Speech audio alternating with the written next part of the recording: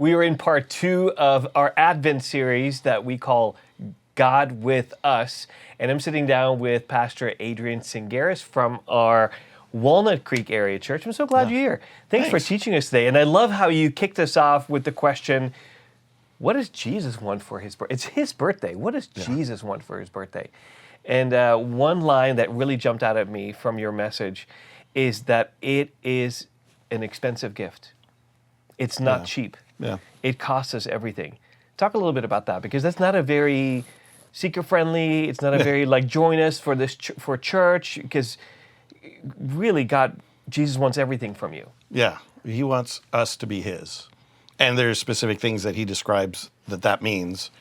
He wants us in his family, and people in his family are people who align their hearts and their minds and their actions and words and thoughts with him and become more like him, become more Jesus-y.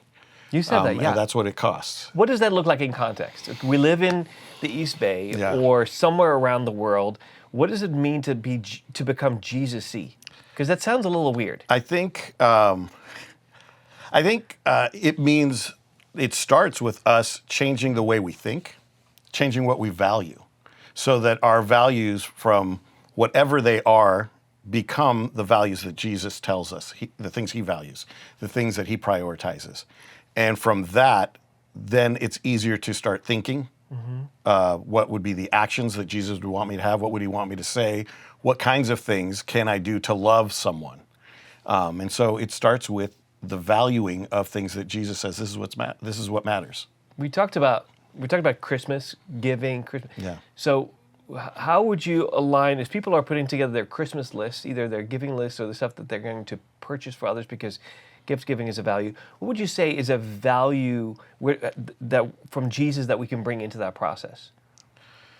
As we give gifts to other people? Yeah, or as we ask for things. Well, I think two separate questions. I think the thing for me that is interesting is when we give a gift because we genuinely love someone, we start to think about what we're giving differently. It's not just a sweater or a tie. It's something that we want for someone to look at and remember, man, this person who gave this to me loves me.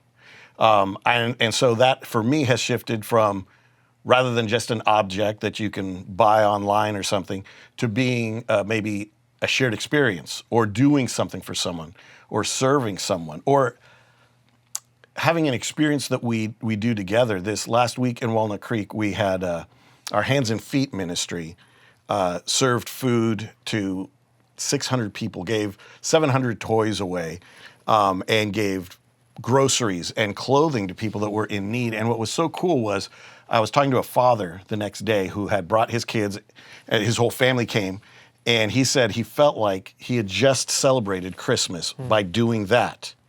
And now he's just going to have a party. And I think that that's one of the things that it started me thinking is, what are the experiences I can have with those closest to me that genuinely honor the values of Jesus, so that we can look at it and say, hey, when I sacrificed something, when I gave, when I served, that was me celebrating Christmas. And not that I'm against getting a tie or a sweater or a remote control car. I didn't get you anything. But you never do. But where are you taking me this year? For the shared experience. That's such a great way, Adrian. What a great practical example for all of us as we're trying to apply this. What are the values that Jesus values that we can bring even into their gift-giving process? Yeah. I wish it was an original thought of mine, but a friend of mine told me that they stopped giving gifts and started to, for their family, think of experiences.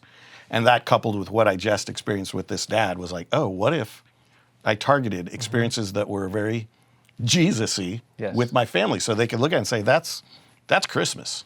What are some other ways that you, as adult Adrian, learning more how to become more Jesus-y, what other areas of your life have you shifted your values to be more in line with the values of Jesus? Can you think of an example? Yeah, well, I think especially around the holidays, because our culture has kind of keyed in on like, hey, this is the time of giving, the season of giving. One of the things which is hard for me is to not be so greedy for what I'm going to get. And to try and focus, even outside of my family, of what can I give, whether it's time to volunteer someplace or to serve others. and to try and expand that. I mean, I really have been trying the last couple of years to look year round at organizing my life so that I am more generous with my finances, but more generous with my time and my service, and just being actively loving to other people. And that takes some strategic thought and sacrifice.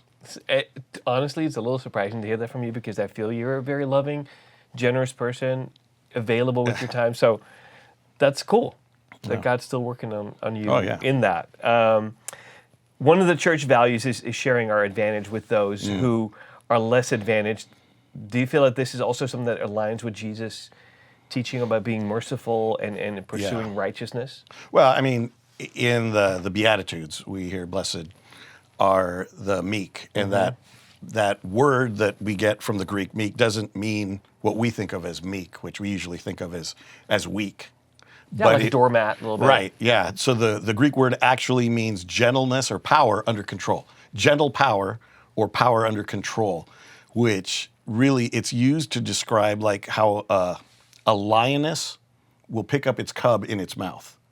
And so there's tremendous power to do amazing harm, but that power is being used to care for. And so I think that that's one of the big areas for me is with the advantages that I have, the influence that I have, making sure that nothing I do, no advantage that I have, am I using to harm, but I'm actually doing the reverse. I'm trying to use any privilege or advantage that I have to help, to care for, to do good for other people. And that in itself takes effort to think about what advantages do I have that I have maybe uniquely because of the culture we live in, and how can I use that? How can I use that strength for someone's good rather than my own good? I love that. And your message was so great, but I think thanks. sitting down with you and opening this up a little bit more, it really helps me to remember everything that I do. And I think that's probably true of you as well. When you get to talk about what we're learning, and I want you to just look around you and look at the people that are around you right now, and perhaps you're with your family or you're with friends, or maybe you have somebody that you can text or call, even better, or hop on Zoom with somebody. And let me throw a question out there for you. What is one way that you, or again, if you're joining with others, with your family, how can you give Jesus exactly what he wants this Christmas? That's a question for you today. I'm so glad you were able to join us, and I hope to see you next time.